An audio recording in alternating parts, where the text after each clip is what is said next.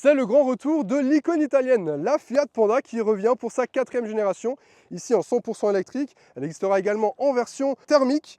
Et honnêtement, en termes de design, eh bien, Fiat joue la carte du néo-rétro. On retrouve des lignes très géométriques, très horizontales, qui nous rappellent forcément la première génération de la Panda. Et dans cette finition raide, eh bien, on a des jantes tôle qui nous rappellent un petit peu ses côtés 4x4.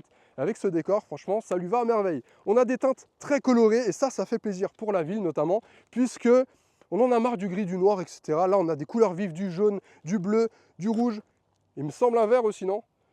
Un vert aussi, voilà, le caméraman confirme.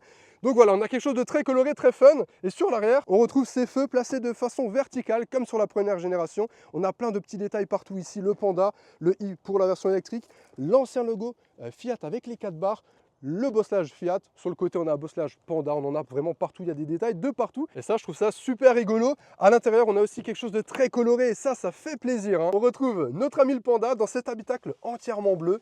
On a des plastiques un peu partout, mais des plastiques qui apportent quelque chose d'assez original, surtout pour des Stellantis, il faut dire, parce qu'on en a marre d'avoir tous les mêmes intérieurs. Là, on a une proposition super originale avec de la couleur. Regardez-moi ces détails jaune fluo.